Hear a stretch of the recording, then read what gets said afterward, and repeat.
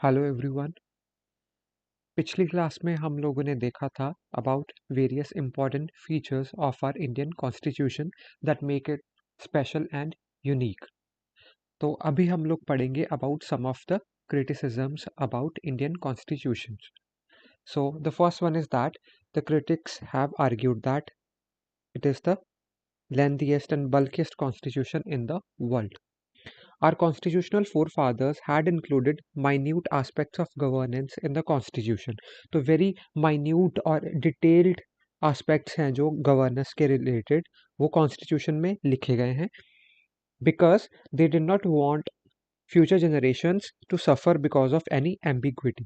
तो जो हमारे constitutional forefathers थे उन्होंने इतनी minute details क्यों लिखी हैं because वो नहीं चाहते थे कि जो future generations हैं वो किसी एम्बिग्विटी या अनसर्टेनिटी की वजह से सफ़र करें या इसकी कॉन्स्टिट्यूशन की मिस इंटरप्रिटेशन हो। तो इसीलिए उन्होंने काफ़ी माइन्यूट डिटेल्स भी जो इसमें इंक्लूड की जिसकी वजह से ये कॉन्स्टिट्यूशन लेंदी हो गया। So this has made the constitution to be very lengthy and bulky. Now अब इसके रीजंस क्या थे कि ये कॉन्स्टिट्यूशन इतना लेंथी क्यों बनाया गया था। तो इसके कुछ रीजंस हैं, ये हम लोग देखते हैं अभी। So the first one is that there have been some provisions which have been borrowed from multiple constitutions. तो हमारे जो कॉन्स्टिट्यूशनल फोर फादर्स थे उन्होंने दुनिया के बेहतरीन कॉन्स्टिट्यूशंस को एनालाइज किया और उसमें से बेस्ट जो प्रोविजंस थे वो उनको इंक्लूड करके इंडियन कॉन्स्टिट्यूशन को बनाया। तो बिकॉज इतने सारे फीचर्स उन्होंने इसमें इंक्लूड किए, इतने प्रोविजंस इंक्लूड किए, तो इसकी वजह से ये कॉन्स्टिट्यूशन जो था वो लेंदी बन गया। Second one was that it has issues particular to India. तो कॉन्स्टिट्यूशन में कुछ पर्टिकुलर इश्यूज जो कि इंडिया स्पेसिफिक हैं वो भी दिए गए हैं। एग्जांपल एससी, एसटी, बीसी, इनके रिलेटेड जो प्रोविजंस हैं, तो इसकी वजह से भी कॉन्स्टिट्यूशन की जो वर्ड थी, वर्ड वॉल्यूम थी और लेंथ थी वो ज़्यादा बढ़ गई। Then the next one is that it mentions elaborated centre state relations and administration. तो हमारे कॉन्स्टिट्यूशन में जो सेंटर स्टेट रिलेशंस हैं वो बहुत डिटेल में कॉन्स्टिट्यूशन में एक्सप्लेन किए गए हैं, तो उसकी वजह से भी कॉन्स्टिट्यूशन लेंदी हो गया। और साथ में there are no separate state constitutions and administrative provisions. तो पूरे इंडिया के लिए एक ही कॉन्स्टिट्यूशन है, ऐसा नहीं है कि अलग अलग स्टेट्स के अपने अपने अलग अलग कॉन्स्टिट्यूशन है। तो बिकॉज एक ही कॉन्स्टिट्यूशन में पूरे इंडिया की जो सारी डिटेल्स थी, लॉज थे, रूल्स थे, वो सारे उसमें इंक्लूड किए गए, तो that made it more bulkier. The next one is that there is detailed list of individual fundamental rights, DPSPs etc. तो डिटेल्ड फंडामेंटल राइट्स दिए गए हैं इसमें और यही काफ़ी अपने आप में ही काफ़ी बल्कि है, तो कॉन्स्टिट्यूशन भी बल्कि है। Then there was influence of bulky government of India act 1935। तो it has been said that कि गवर्नमेंट ऑफ इंडिया एक्ट 1935 जो था उसमें के मेजॉरिटी ऑफ द प्रोविजंस को ही आगे कंटिन्यू करके हमारे इंडियन कॉन्स्टिट्यूशन में इंक्लूड किया गया। तो जो गवर्नमेंट ऑफ इंडिया एक्ट 1935 था वो खुद ही बहुत बल्कि था, तो साथ में उसके साथ में हमारे कॉन्स्टिट्यूशन में और अलग सारे बहुत सारे प्रोविजंस भी ऐड किए गए जिसकी वजह से कॉन्स्टिट्यूशन जो था वो काफ़ी लेंदी हो गया। And the last one is that constituent assembly was dominated by lawyers which is reflected in it. तो एक रीज़न ये भी है कि जो कॉन्स्टिट्यूएंट असेंबली थी जिन्होंने हमारा कॉन्स्टिट्यूशन बनाया था उसमें मेजॉरिटी ऑफ द मेंबर्स जो थे कॉन्स्टिट्यूएंट असेंबली के दे वर लॉयर्स। तो उन्होंने अपनी लॉयर्स वाली कॉम्प्लिकेटेड लैंग्वेज थी जो उसमें यूज़ की और उसको काफ़ी माइन्यूट डिटेल्स देके उसको काफ़ी बल्कि बना दिया। So these were some of the reason जिसकी वजह से हमारा कॉन्स्टिट्यूशन जो है इतना लेंदी है। तो ये फर्स्ट क्रिटिसिज्म था कि that it is among the lengthiest constitutions in the world. The second one is that it has been criticized for being a bag of borrowed material, or it is also called as borrowed constitution, because जो Indian constitution है उसमें से काफ़ी सारे जो various sources से provisions लिए गए हैं, तो अलग अलग देशों के कॉन्स्टिट्यूशन के प्रोविजंस इंडिया में के कॉन्स्टिट्यूशन में इंक्लूड किए गए हैं, तो उसकी वजह से कॉन्स्टिट्यूशन जो है वो लेंदी तो हो गया, साथ में it was sometimes refer to as a bag of borrowed material, मतलब दूसरों के कॉन्स्टिट्यूशन से उठा के इस कॉन्स्टिट्यूशन को बनाया गया है, उनके फीचर्स इसमें डाल दिए गए हैं और कॉन्स्टिट्यूशन को बनाया गया है और इसमें इतनी ज़्यादा ओरिजिनैलिटी नहीं है, ये क्रिटिक्स का बोलना था। For example constitution of USA, Germany, Britain, Russia, Ireland, Canada, Australia, ऐसे अलग-अलग देशों के कॉन्स्टिट्यूशंस को इवैल्यूएट किया गया था और उनके जो इम्पोर्टेंट जो बेस्ट प्रोविजंस थे वो इनकॉर्पोरेट किए गए थे इंडियन कॉन्स्टिट्यूशन में। However, Dr. B.R. Ambedkar had argued that the best provisions from various constitutions were given to Indian Constitution. तो जब क्रिटिक्स ने ये क्रिटिसाइज किया इस रीजन के लिए कि it is a borrowed constitution, तो डॉक्टर बी आर अम्बेडकर ने आर्ग्यूमेंट रखा कि द बेस्ट प्रोविजंस जो हैं वही दूसरे देशों के कॉन्स्टिट्यूशन से उठा के इंडियन कॉन्स्टिट्यूशन में इनकॉर्पोरेट किए गए हैं और वो भी एज सच उठाए नहीं गए, उनमें भी इंडियन कॉन्टेक्स्ट के अकॉर्डिंगली मॉडिफिकेशंस की गई हैं और जो इंडियन सोसाइटी इंडियन सिनेरियो के लिए अप्रोप्रिएट था वही उसमें मॉडिफाई करके इंडियन कॉन्स्टिट्यूशन में उसको इंक्लूड किया गया है according to the needs of the Indian society.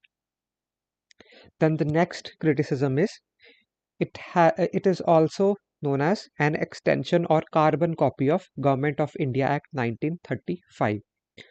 तो हमने अभी देखा था कि गवर्नमेंट ऑफ इंडिया एक्ट जो था वो इटसेल्फ इट वाज अ बल्कि एक्ट.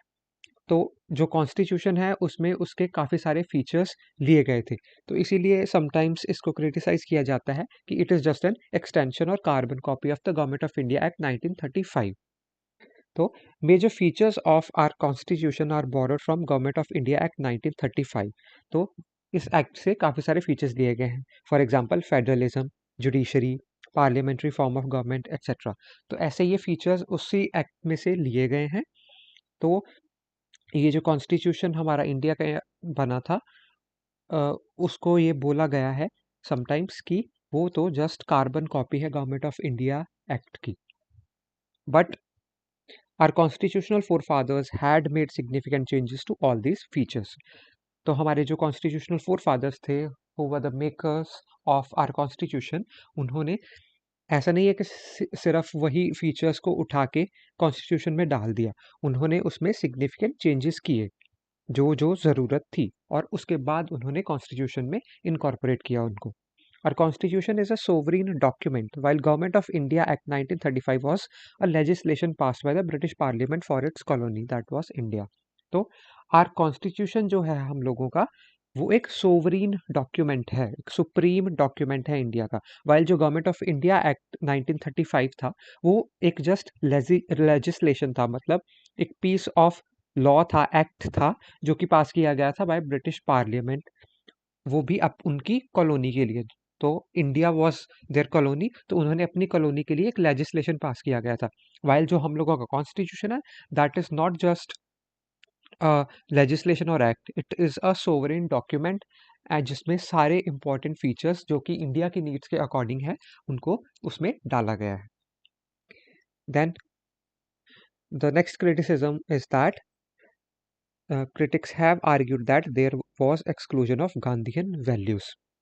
तो उन्होंने बोला कि जो गांधीयन वैल्यूज थी वो इस कॉन्स्टिट्यूशन में इंक्लूड नहीं की गई. तो उन्होंने बोला कि ये कॉन्स्टिट्यूशन तो अन इंडियन है एंड अन गांधीयन है. उन्होंने ये बोला कि it is a mere slavish imitation of the west, मतलब स्लैविश मेंटेलिटी के साथ जो वेस्ट के कॉन्स्टिट्यूशन है उनको जस्ट इमिटेट किया गया है, कॉपी किया गया है. So the critics argued that Constitution of India reflected more of the Western liberal political ideologies rather than Gandhian values. तो critics का ये बोलना था कि जो इंडिया का कॉन्स्टिट्यूशन है उसमें ज़्यादातर वेस्टर्न लिबरल पॉलिटिकल आइडियोलॉजीज जो हैं वेस्ट की वही रिफ्लेक्ट की गई हैं rather than Gandhian values. However, the counter argument was that there was inclusion of DPSPs in the constitution. तो जो हमारे कॉन्स्टिट्यूशनल फोर फादर्स थे उन्होंने ये बोला कि गांधीयन वैल्यूज़ को इंक्लूड करने के लिए हमने कॉन्स्टिट्यूशन में डीपीएसपीस का प्रोविज़न इंक्लूड किया है.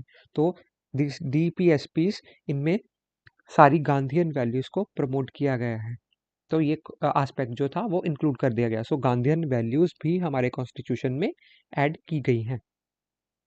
And the final criticism was that it was और it is sometimes criticized for being a lawyer's paradise and a common man's nightmare. मतलब एक लॉयर के लिए तो ये स्वर्ग है, बट एक आम आदमी के लिए ये एक दुस्वप्न है। It is a nightmare for common man, but lawyers के लिए ये पैराडाइस है। अब ऐसा क्यों बोला गया? Because the language which was used in the constitution is very complicated, legalistic and difficult to understand. तो जो लैंग्वेज हमारे कॉन्स्टिट्यूशन में यूज़ की गई है वो काफ़ी कॉम्प्लिकेटेड है, लीगलिस्टिक है, बिकॉज हमने अभी बोला था कि जो मेजॉरिटी ऑफ द मेंबर्स थे कॉन्स्टिट्यूएंट असेंबली के वो सारे लॉयर्स थे, तो उन्होंने वही लॉयर्स वाली जो लीगलिस्टिक लैंग्वेज थी वो यूज़ की थी, जो कि एक आम आदमी के लिए काफ़ी ज़्यादा कॉम्प्लिकेटेड है और it is difficult to understand. So this led to inability of the ordinary people to make use of their rights.